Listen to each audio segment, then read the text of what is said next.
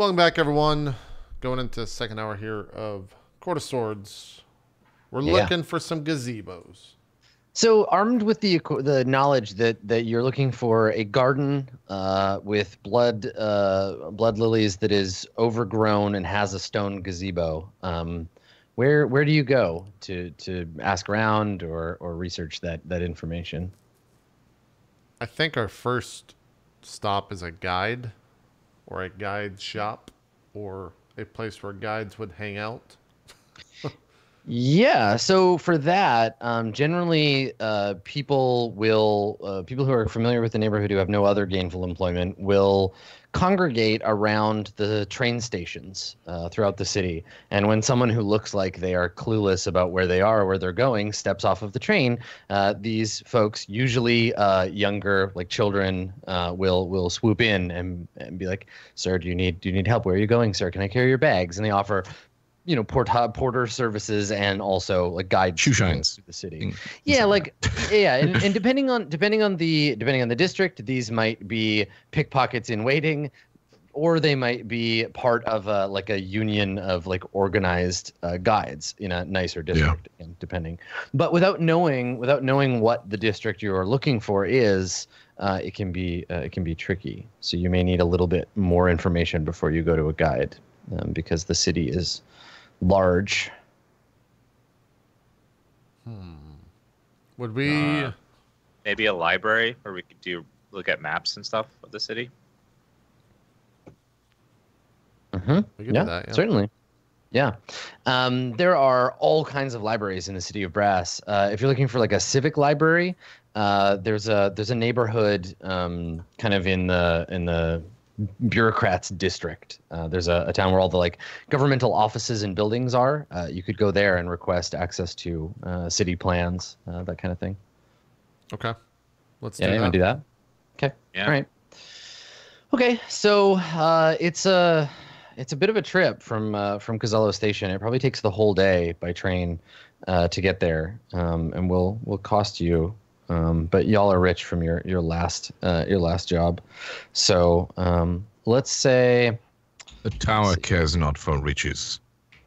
All right, so paying for like permits and tickets and what have you, it's two gold apiece, to get you access to this part of the city. So there's 6 of us. Yeah. So 12. Okay. Yeah, 12 gold. Got it. So when you step out, we see you step onto the train in Cosello Station, and the train in Cosello Station is not great, right? The trains that run down here tend to be mostly industrial like pulleys. They pull brass up from Cosello into the higher neighborhoods and then come back empty. Not a lot of foot traffic going in or out of Cosello Station, but there are a few passenger cars that you're able to sort of jam yourselves into. These cars are old and cramped. The magical technology that powers them does not get maintained very often, and the gods that empower them, the spirits that guide them along the track, tend to be difficult at best. So the scheduling of these trains is hard. So it takes some time. You spend a lot of time waiting on the platform among other folk. And I think that you notice, probably Enoch, you notice this most of all. Most of the people on this platform seem to be humans. Many of them are carrying bags. So you see a family, and it's 2 women. One is holding a young child in her arms. There are 2 smaller children that she's kind of trying to keep close to her, and then her wife is standing next to and kind of like guarding a bunch of their bags. So there are a bunch of cases and duffel bags and stuff that they have piled up, and they seem nervous and sort of paranoid and defensive. But that's the attitude you kind of get from most of the people waiting on this platform. There's not a ton. There's maybe like 3 or 4 families worth of people, but they're all clustered on the platform, just looking like nervous and waiting for the train, like they're leaving a bad situation. So you wait there for an hour or two, and then eventually the train arrives with a screech and begins unloading the carts of people. There are a few sort of halflings that come off, and then you begin to load onto the train carts. Okay. So you leave Cosello Station behind, and I think by dusk, you arrive in this other district. I need a name for it. Let me find one. I think the name of this district is Kazal High Station no. I get it. It's low and no. is low and high. So I think this station is Anvil Cloud Station because it's quite high up. There's a set of stairs that lead down into the district. And it's up on a big sort of anvil-shaped platform above the district. So when you step out, you step onto a wide open platform, and you can feel the last vestiges of the day's heat kind of dying off in the sky. And it's actually like there's a really beautiful view of the distance. You can see all the minarets and the tower tops of the buildings of this district and the rest spreading out before you in Anvil Cloud. And and there's a warmth, a sort of dry heat in the air that's fading quickly into night. Maybe you can see the first clouds of bats sort of emerging from the towers to hunt the skies for insects as day dies away. Now, this is no worry. The libraries of this district, the bureaucracy of the city of Brass never sleeps, so you'll be able to gain access. And so you step down. You begin the long walk down the stone stairs, showing your papers, which you received recently in the day, and getting access to Anvil Cloud. And so you step out onto the streets, and the streets here are they're wide. They're meant for carts. They are clean and paved, and all of the buildings, though many are beginning to shutter, the night businesses are starting to open as well. And there's a sense of sort of busyness of energy to the city and to this town. You see all around you the silk-clad and turbaned bureaucrats of the city, many walking, some being pulled in carts by servants, all of them in an obvious clear hurry to get somewhere, and many of them carrying paperwork, scrolls, tablets, that sort of thing, as they move in a bustle. And so I think as you step out of the station, maybe you just narrowly avoid a bureaucrat as he kind of like bumps into you and sort of apologizes and continues on his way in his hurry. Okay. After we step out and walk a few feet, I turn to Berg and kind of not necessarily whispering, but in hushed tones, I say to him, Berg, these people are going to look at you differently than me and, well, Ramus probably looks at you that way, but differently than I look at you. Do you know what I'm saying here? Yes. Okay. If you want to avoid confrontation, I'm not going to tell you just to be okay with it, but that's kind of what I'm saying. I am very much aware of how people view me. Okay. I'm just trying to be upfront with you so you're not surprised by it. Do you honestly believe he's not used to this? I don't know what he's used to. I kind of just like it zooms out a tiny bit, I guess, as it shows the greater area. Maybe people are staring at Berg already. I think Berg might just like walk past him. Like, not just like, let's just go. I mean, I think the thing is that people aren't really staring at Berg because they assume that a half-orc traveling with two humans must belong to one of the two of them. Berg alone might cause some consternation, but if it looks like he's going somewhere, like you look like you could be someone's bodyguard, Berg, right? You're armored and armed. Right. You're an imposing figure, and important people need bodyguards. So. Plus, he's got some servants running around with him. Yeah. I mean, you're a little cadre of folks. You have, at a glance, we have an entourage, some form of cover. Yeah. Yeah. So you're looking for someone to give you directions to the library. Yeah, I go and find the. Okay. Yeah. Whoever. I think it's easy. I think it's easy enough. You find someone who for a silver piece will direct you to a library of records, and I think that's where we you walk off screen, and we wipe to the Hall of Records. It's one of many scattered throughout Anvil Cloud, but this one is concerned primarily with projects of natural landscape. So if you're building a park, if you're demolishing a garden, if you need to change the route of one of the many rivers that run through the city of Brass, you would do so here.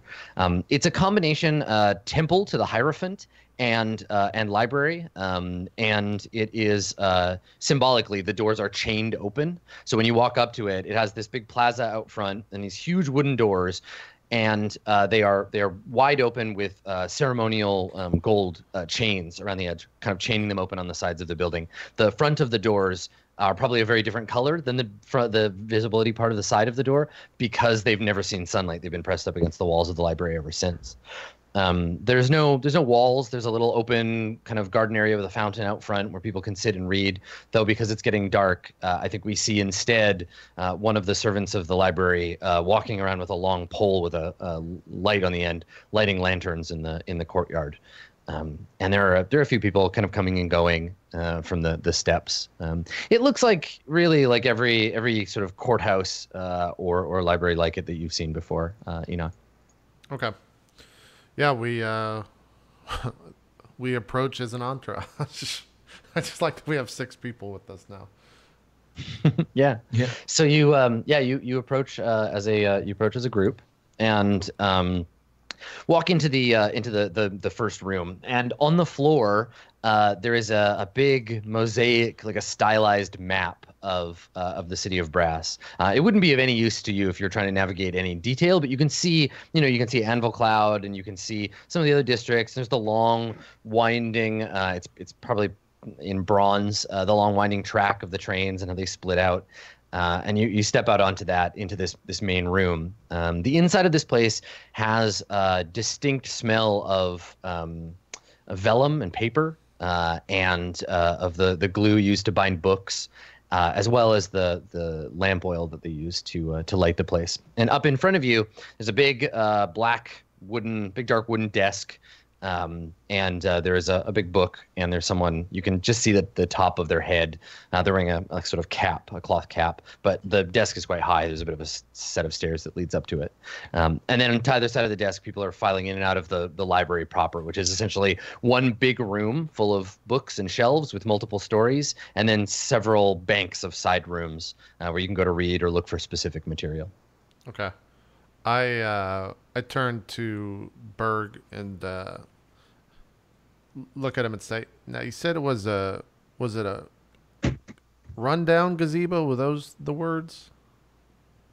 With some blood? What type of flowers was it? Blood lily. Blood lily. Okay. And was it kept? Was this garden well kept?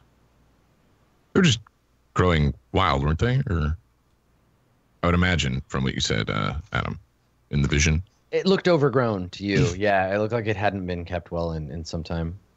Yeah. The Berg is like, No. Growing wild. Very much overgrown in all of the area. Okay. We need 4 things. Okay. I love libraries. Learning is something I've always loved. Oh, I would spend hours here as a kid at the monastery because it's so boring everywhere else. But this is where I love. We need 4 things. We need a map of the city. We need biological studies of plant growth in the cities. We need reports of wolf attacks or sightings, and we need a report on the architecture of the place, and then cross-reference them to see where they intersect. And that will be where we have to start our search. Okay, Ramus, I like it. I think we go twofold approach here.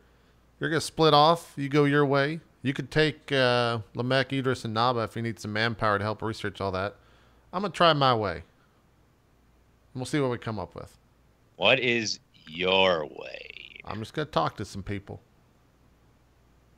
Oh, I want to see this. Go right ahead. Oh, okay. Okay. And I walk up to the clerk. Okay. Yeah. So you ascend the stone steps, Yeah, you can hear in the quiet of the Hall of Records, you can hear the scratching of a quill against paper, and yeah, they don't. I mean, they hear you approach, but unless you like clear your throat or make yourself known, the person here is engrossed in their writing. Wait, repeat what you just said. What was that? There's somebody. They're not paying. They're paying attention. Oh, to they're writing, engrossed in what they're writing. Okay. Yeah. In true librarian fashion. Yeah. Excuse me, sir. Can I ask a question of you?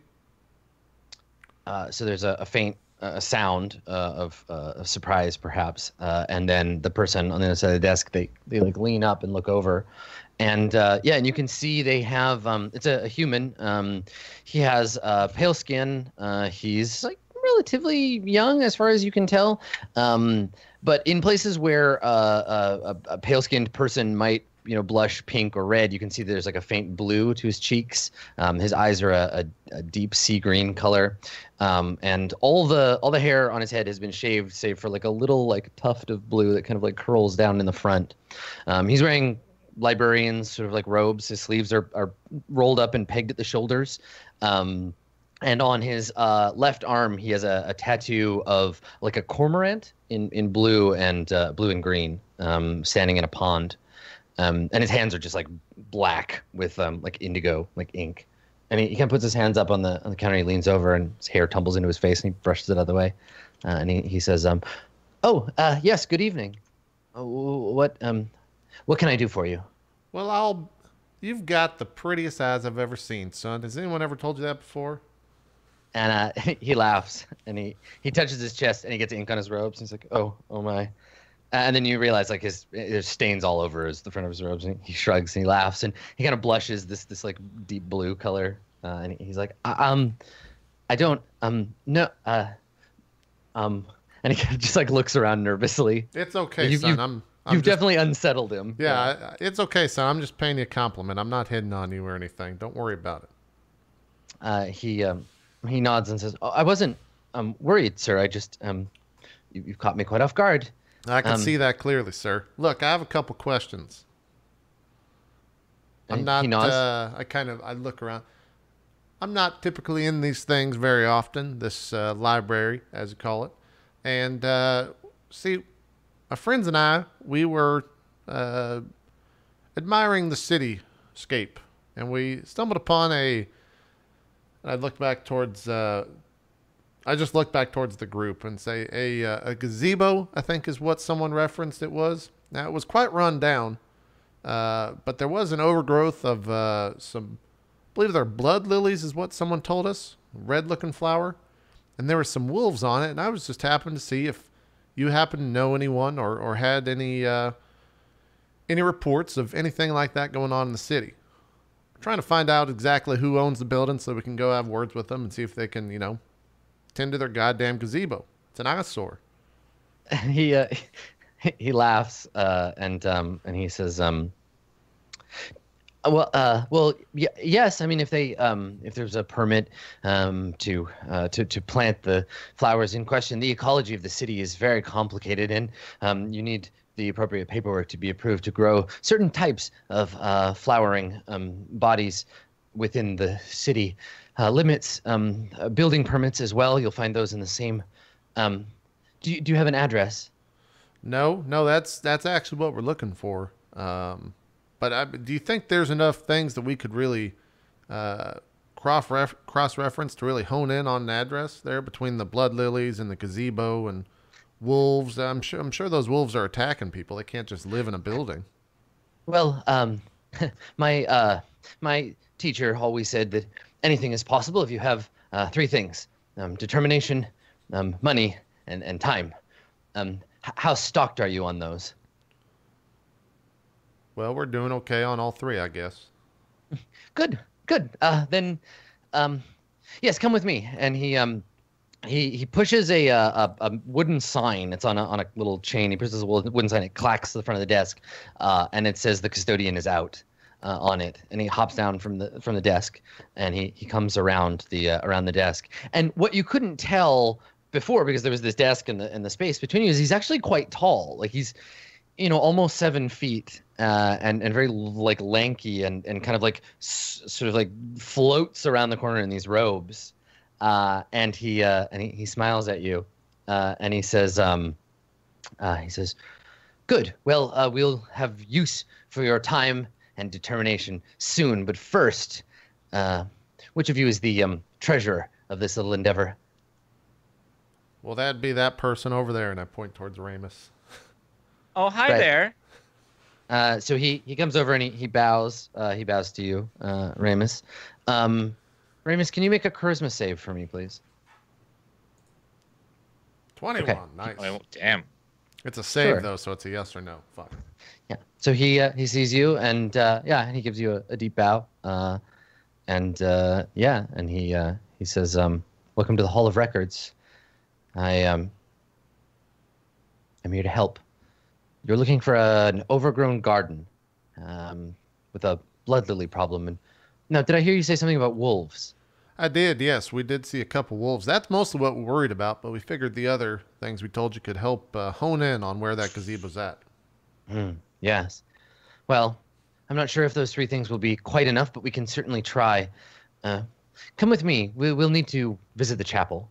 And he gestures down a hallway into another part of the Hall of Records. Okay. Now, I will say Ramus has been around these libraries for quite some time, so he might be able to help you in this endeavor. Right. So he turns as you're walking. He turns to you, Ramus. He says, "Is that right? You're a seeker of knowledge." And he looks at you, and you're wearing like armor and have weapons and stuff, right? Yeah.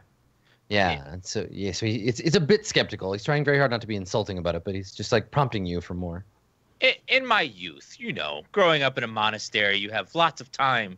And what better way to fill it than exploring the tomes of libraries, learning about the all kinds of races, the dwarves, the gnomes. There's so much to learn. My favorite was always the ancient stuff that was mysterious. When you say gnomes, he looks at you like when you're like the dwarves, and he's like, "Yes, I've heard of those." And you're like, "Gnomes," and he's just like, kind of gives you like a you just made up a word look. And then you go on, and he kind of lets it go, and he's like, yes, history is fascinating. I'm a civil engineer myself, predominantly bridges. I volunteer at the Hall of Records. Good for the curriculum vitae. Yes, there's a lot of very interesting ancient structures, especially in the underparts of the city. Have you visited the lower city? Yeah, we've been down there. We've checked it out. He believes you. You're dressed like someone who could survive the lower city, and he says, "Fascinating, an absolute crucible of change.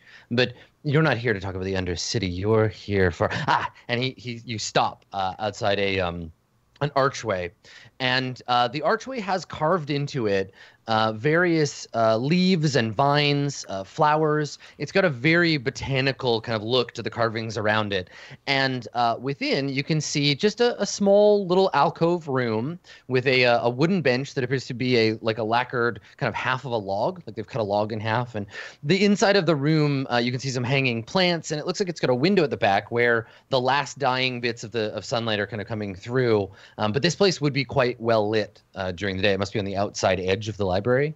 And he stops you here and he says, our final destination.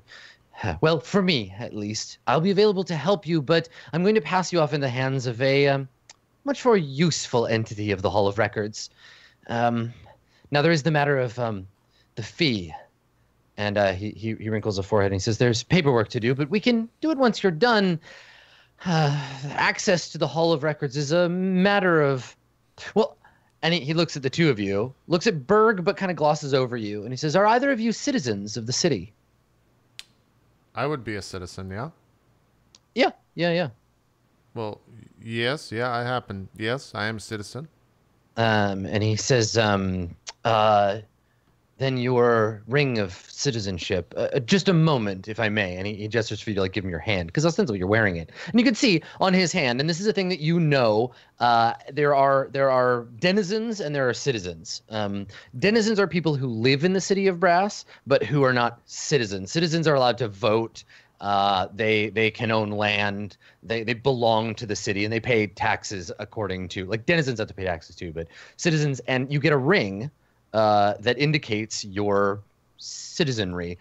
You'll go through several of them in your life, indicating your social stature and what have you. Noble houses have their own sets of citizen rings. Am I gonna have my own set then? I'm curious about that. So do you have? I guess, do you wear the ring of your house, or have you obtained a replacement, more generic ring, pretending to be someone else?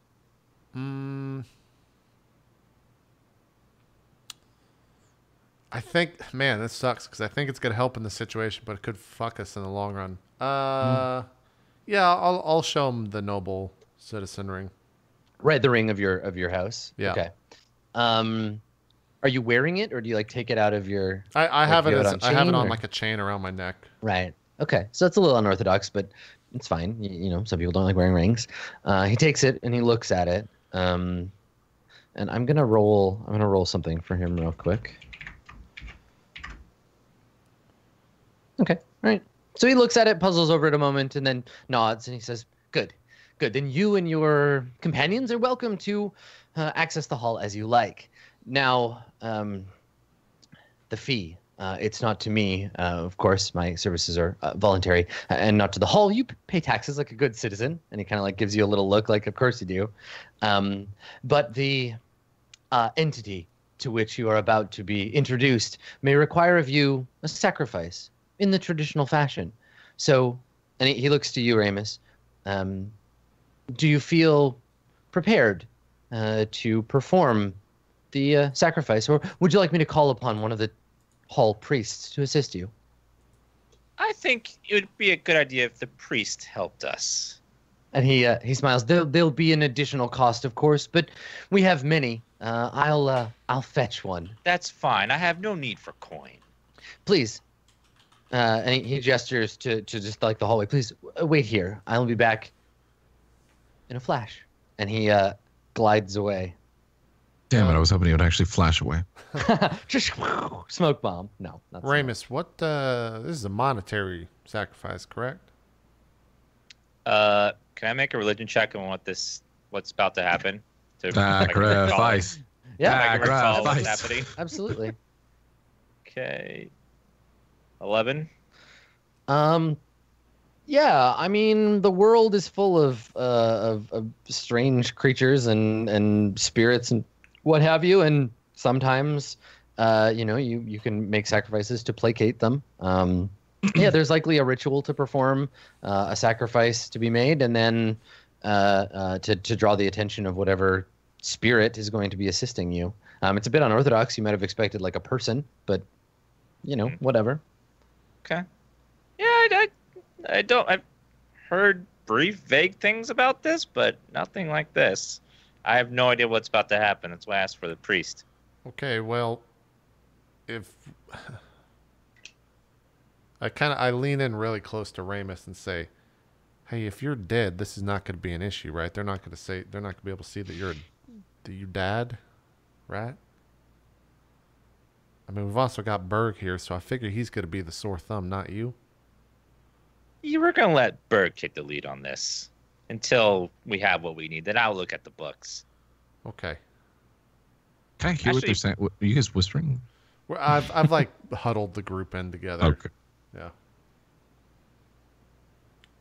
What were we gonna say, Dan? You said actually. I said yeah, like maybe you should have Berg speak, but kind of guide him along a little, because he's not good with words. And I'll just kind of hang in the back, and hopefully nothing happens. Okay. Well, we'll play it by ear. Just and I laugh in character as well, and say, "Look alive, Ramus." Nice. Then I turn and just kind of stare amongst the library's grand halls. Okay. Sure. So yeah, after a few moments, you see someone coming towards you. He's wearing a long crimson tabard over top of a darker red tunic. He has a mantle of white cloth of silk, maybe, and then he's got this sort of tall, like pointed hat with long bits of cloth that come down on either side. He has a big, wiry black beard and big, bushy black eyebrows, and he's like wiping his fingers off on like a napkin as he walks up, and he's still got like little bits of like sauce in his mustache and beard. He's like kind of patting at his face as he walks up, and he looks at you and he says, "You needed a priest." Yes, I guess we did. Did the attendant tell you what we're looking for? Standard sacrifice calling on one of the library spirits, I think, yes? I believe so. Now, when you say sacrifice, what exactly does that mean? He laughs and puts his hands up. He says, "Oh, big frightening word. I know. It's not. You have nothing to worry about." He kind of like adjusts his hat. He says, "But you brought money. Usually this is enough for them. Nothing as poetic as a drop of blood, a childhood memory. No, these are pragmatic spirits. They've been away from the bureaucracy a long time." Okay. All right. Well, let's get started. I guess. What's the process here, sir? Yeah, he puts out his meaty, slightly sticky hands, and he says, "The coins or gems or jewelry or whatever, your sacrifice, please." Okay. And do these have an amount? He laughs. "Well, how cooperative do you want it to be?" I see here. So it's put forth what you want for what you want. Yes. The world of the spirits, as with the world of the living, we get out of it what we put in. Well, Ramus, how much are we putting forth this endeavor? Well, let me ask you a related question. Do you really need 3 servants? I'm kidding. I just dead stare you. I don't even like crack a smile. I'd love to There like you what go. are the I imagine the faces of the servants just going like a they 30 kinda like pouch look of 30 pouch of 20 gold and say, "You decide how much to give. I don't care." I just the 20 or the pouch of 20 gold is in my hand less than a second as I throw it towards the priest. Okay. So he takes it and he kind of weighs it in his hand and he looks at you. It's like a long kind of pause, and then he says, Well, hold on. Let me ask you here. Is that what is considered a good amount? He kind of weighs it and he says, "Do not get my do not interpret my hesitation incorrectly. I'm sure she'll be fine with this much." I throw you another 20. Like, I get the hint. And he takes it and he says, "Yes, I think this is better. Now, as for my fee, the ritual is finicky. We are asking permission, not demanding. One does not demand of the spirits. So success or failure, it's a risk to me. I would not want her to be displeased with me. I will be acting as an antenna. A rod of steel that calls forth lightning from the sky so as to protect you from any diplomatic mismanagement. It's a dangerous job, you see." How much does this antenna require? And he laughs and he says, "Well, customarily, a gift to the priesthood is symbolic of the generosity of one's heart. A blessing can go such a long way in this dark What if world one of doesn't ours." have a heart? Name a price. And he laughs. He says, even those with more logic than heart have to pay. A mere 30 gold would be sufficient." Well, Gohan, pay the man. It's just money after all. Did you call him Gohan? True. I said go on. The tower doesn't need the coin. Here's another 30 for you.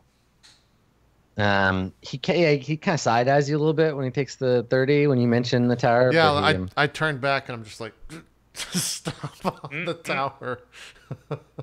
Yeah, Ixnay with the hour to Miss Ray. Yeah. So yeah, he takes the coins, pockets the fee, and he says to you, "A moment, gentlemen. And he steps into the little alcove and pulls like a curtain across it. And over the course of the next few minutes, you can hear chanting. You hear the sound of a bell being rung a few times. You can smell incense. Maybe see it like wafting out of the edges of the arch over the cloth he's pulled across it. And then there is a faint like scent in the air, and I think you all smell something different. Berg, you smell the same scent you could smell in your dream, right? You smell the blood lilies suddenly. Ramus, what flower is in your, like when you think of the scent of a flower in your mind, what is it? Where does that memory come from? It's a scent from your memory. Pale roses. Yeah. They were all over the monastery when I was. Okay, so you smell the roses of the monastery. And Enoch, what about you? Probably sunflowers. Yeah. Okay. Cool. So yeah, you all like smell this verdant and plant smell in the air, and then there's the sound of the curtain being opened, and the inside of the little chapel seems lit with sunlight now. Like the window has like sunlight coming down through it, and the priest gives you a bow, and he says, "My Lady Ava awaits." And he looks at the three of you and he says, "Be polite." And he walks away with a swish of his robes. So inside there's this like column of sunlight filling up this little room, and you can feel it. You can feel the warmth of the sun on your skin. You can see little motes of dust kind of hovering in the air. And sitting on the bench with her back to you, you see a woman. She has her shoulders bare. She has this like deep brown skin. She's wearing a green, like a robe, or she has like a cloth like draped around her, and she has long, like bright purple hair, like the magenta of like a. Like it fades from lavender to a deep purple, and there are bits of like blossoms, like kind of growing throughout her hair. She has her back to you, and as he walks away, there's this opening into the little chapel. All right, well, let's not waste the lady's time. Start walking forward. Sit down. If there is a place to sit, I'm not sure. If there isn't really. Okay. Yeah, there's just a little bench, and she's sitting on it. You can walk around in front of her though, through the sun. Yeah. Okay. Yeah, I guess we do that. Okay. All right. So the three of you all walk in, or just Enoch, or I will. Ramus will stay near the door, just looking but not getting too close. Okay. All right. So you walk in and step around her, and yeah, she you can see she has she looks, aside from her coloration, she looks mostly human. She has large almond-shaped eyes. They're the same purple as the like lavender in her hair, and she seems just kind of like not impatient, but just like she's waiting for you. And she's just kind of like looking up at a mote of dust that's floating by, and her eyes sort of flit to you as you walk up. And she smiles slightly, and like tilts her head a little. Ramus, you want to hand? This seems something that you might be familiar with. I told you what we needed. Do I have to repeat it for you? Well, no, I just figured it'd be... Hi, ma'am. How's it going? She laughs a little and like covers her mouth when she does. And she says, I'm doing fine. But you didn't call me here to ask me how I was doing. You're looking for something. This is true, yes. We got, Ramus said 4 things. I can remember about 2.5 of those, so he'll probably have to jump in here pretty soon. But we were out stargazing, basically, and there was a gazebo that we were looking for. It was very run down, had overgrowth of plants, a lot of blood lilies, specifically. And there was also some wolves on top of this thing. And... just trying to find out the address of this place so that we can stop by. We're quite far. It's very hard to determine the exact address. But we're looking to see who owns it so that we can go have a conversation because it's quite the eyesore. She nods. Now you're lying to her, right? Like, I mean, I was gonna say this- you're like straight up lying this is to not like a. this is not the truth. It's partially the It's truth. partially right? the It's- truth, yeah. Yeah, it's a lie couched in truth. Your reasons for wanting this are not true, but your wanting it is still. Correct. Make a deception check, but do so with advantage. Okay. Ooh. 22. Correct. Hey, there you go. Smooth. Okay. Enoch. All right, Enoch. So she's like nodding slightly as you speak, and she says, "Well, you've come to the right place. Anything that grows wild in the city of Brass, I know about." Oh, perfect. She nods. "I've heard of this garden, the place you're looking for. It lies in the family grounds of the House of the Falcon. They've fallen on hard times, and so too has the garden. Though, I think the wolves are an improvement." And she smiles. Now, when you say hard times, what does that exactly mean? Do we just need to go over there and make a charitable contribution? All the houses of the city need money. But I think it'll take more than money to fix their problems. Okay, that's Only a few of them remain. But they live within the estate, within the home. Well, you've alluded to something gone wrong inside the house. Can you be more specific? She shakes her head. She says, "I know only of the garden, things whispered by the roses. They used to walk those paths, but do so no longer." Okay. Now, do you have an address? You told us the family name, but I'm not sure if we got an exact location here in the city. It's quite large, so I'd like to get there as soon as possible. She nods. She says, "It's not far. The edge of Anvil Cloud. You could walk there, if you wish." Oh, fantastic. Fantastic. Ramus, Berg, you guys, any other questions for this? That was a little easy. What exactly are you?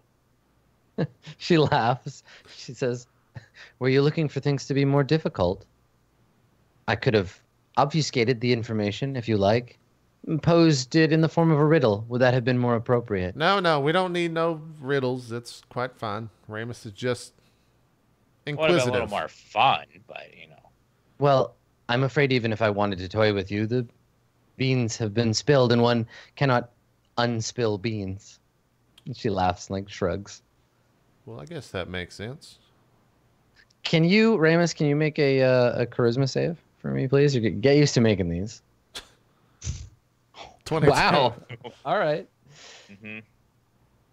So she looks at you and she says, I'm sorry you found this ease so dissatisfying, but if you follow this trail to the House of the Falcon, I'm sure things will get much more difficult for you." The wolves. Do your flowers say anything about them? Why they are different? She shakes her head. "No, unusually large, beautiful creatures. I don't know where they came from." Berg goes like, "What are you?" Well, that's not very... I'm sorry, my friend doesn't understand the niceties of this fair city.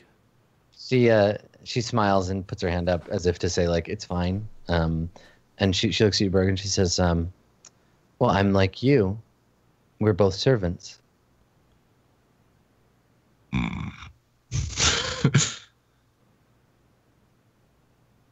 Does anyone else have any questions? Or do we have all the information we needed?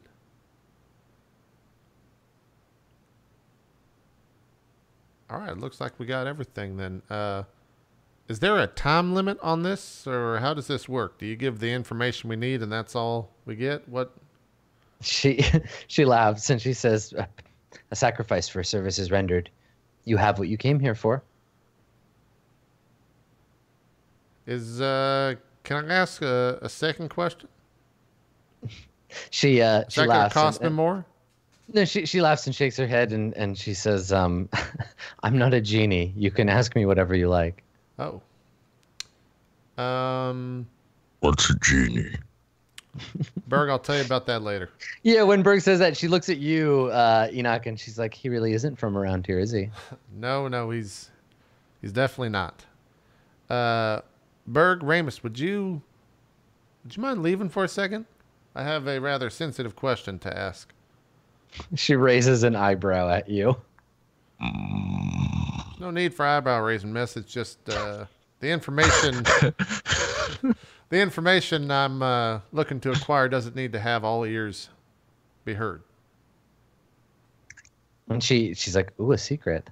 I like secrets." And then Berg she looks looks at at Ramus for a second, like, Well, then this money was your share. Okay, it's just money after all. It's fine. Fine, Berg. Let's let him have a moment alone. Fine. He was rude, anyways. Berg, I'm really good at listening. Don't worry. Okay, so Oh, okay. the two of you go out into the hallway. Mm-hmm. yeah, we go. And is your plan to like listen in? I'm like right on the side of the door, just trying to listen in. All right, make a stealth check. With disadvantage, right? Yeah, you have disadvantage. Yep. Okay, now why don't Enoch? Why don't you make a perception check? Oh, great. This is just a flat D20. Oh, still Okay, good. they don't go very far. They're standing right outside. I think I just like walk up to the. You said it's just like a. There's a curtain. A curtain, that you yeah. can draw. I just walk up to the curtain and open it up and say, Ramus, could you just a little further? When I mean a secret, I do mean a secret. If you have secrets, then I will, of course, let you have them as well. Oh, I'm sorry. You know that dying thing messed with my perception. I'm sorry. I'll go over here a little further. I Sorry understand. I would assume things get a little wonky when you can't hear your own heartbeat. Mm-hmm. Then I shut the curtains once again and. So when you turn back around, you like shut the curtains and turn back around. The lighting has changed. It's gone from being like a direct sort of beam of summer sunlight to like being in a garden in spring with the sun coming down through the leaves. Like you can see the pattern of leaves from trees that don't exist on the like wall and on the floor and on her face. And where she was beautiful before, she's now even more striking in this dramatic light. Okay. And she just smiles up at you. Also, her hair has changed color. It's not purple anymore. It's gone like a deep red. And so too have her eyes. Okay. And she just looks up at you. I appreciate the extra time, ma'am. I had a question. You said you're very close to flowers. It seems you understand them. You can sense them, sense things around them. She says, some more than others. The wild places are mine. Okay. Well, you see, my family used to harvest a very particular flower that we would use to facilitate in different alchemical productions. And this one, you can see it all around town. It's kind of the glue that holds it together, as it were. And I look towards the servants. They kind of know what's about to be said, because they've heard before they experience it all.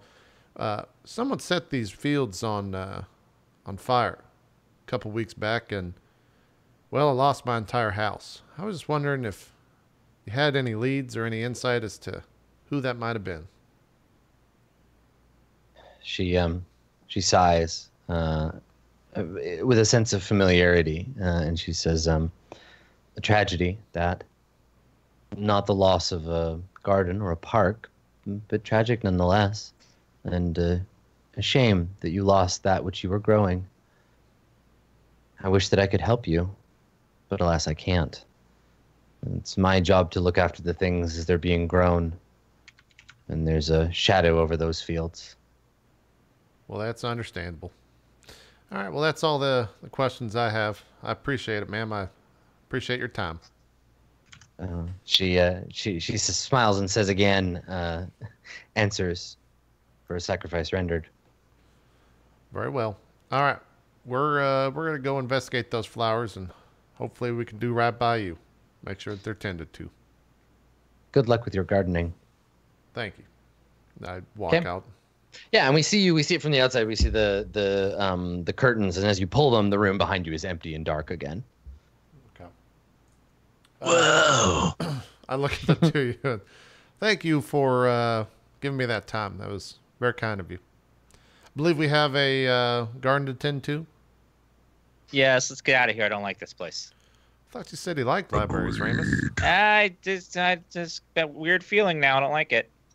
Okay. I've changed my mind. This library's weird. I don't like it. Whatever. Yeah. It's weird. Well, people are allowed to change their minds, Ramus. That's just fine. We start walking out, heading towards the edge of the area we're in, as you said.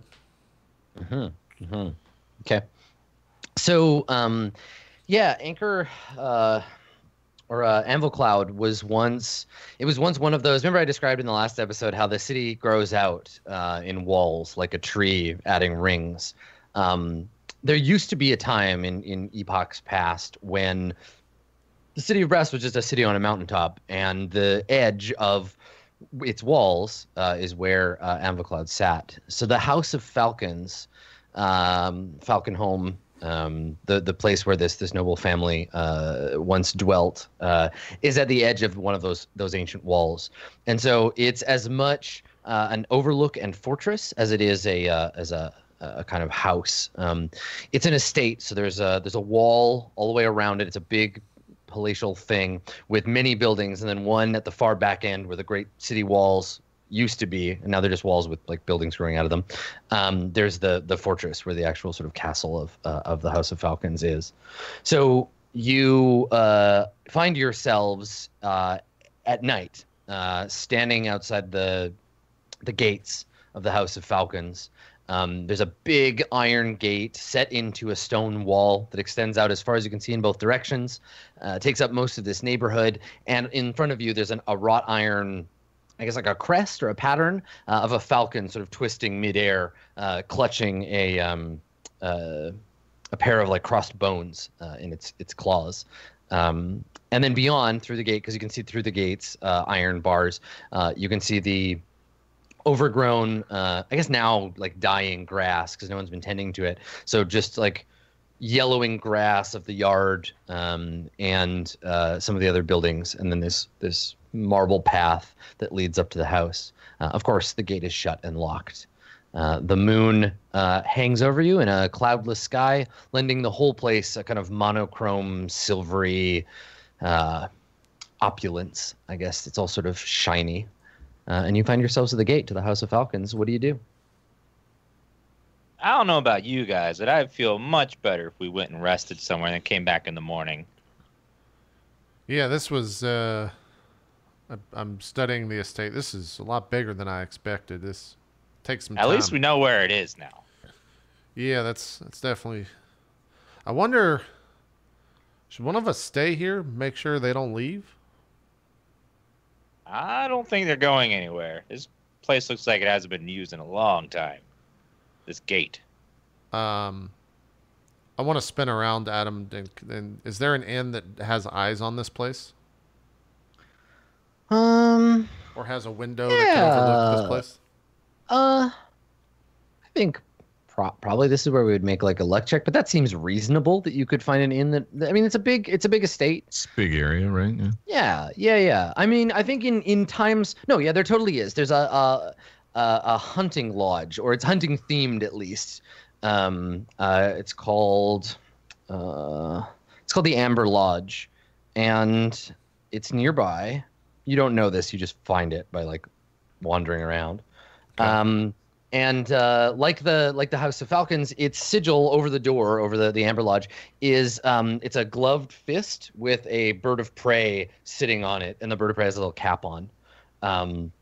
It's got this kind of like rustic kind of exterior. It's open at night. There's gold light pouring out from inside, and inside you can hear people, mostly human voices, speaking in the dialect of the Court of Wands, just talking, and maybe there's some music coming from inside, maybe like a lyre or something. You can hear its notes spilling with the light out into the street.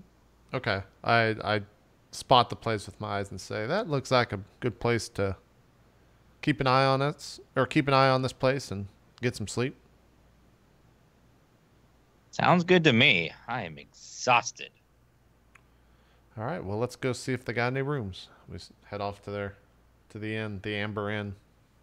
Okay, sure. So yeah, you can obtain lodging here. It'll be it's in a nice neighborhood, so it'll be like a gold a night. Would we all be able to? Well, there's 6 of us. Mm-hmm. You can put all the servants in one room. Could we put all the servants in one room and then 3 of us in one room and take shifts of watching the entryway in and out of this estate? Yeah, it won't be as comfortable as sleeping in your own bed, but taking shifts in the bed and spending several hours looking at the window. Your adventures, I mean, maybe you're not yet. You're a man on a hard luck, but right. the rest of you have seen some shit. That's not a big deal. You've slept in worse. Sure. Okay. Yeah, I want to do that just so we can keep an eye on it. Weird adventures. He's just some rich guy. Yes, rich guy with bad luck. I mean, he's been doing adventure stuff with you, so sure. All right, so yeah, that's where we'll leave off, is us taking shifts, staring at the estate, and then we'll come back and see what we find. So we'll take a break. Still 2 hours left to go here on Court of Swords, Sun Air. We will be right back.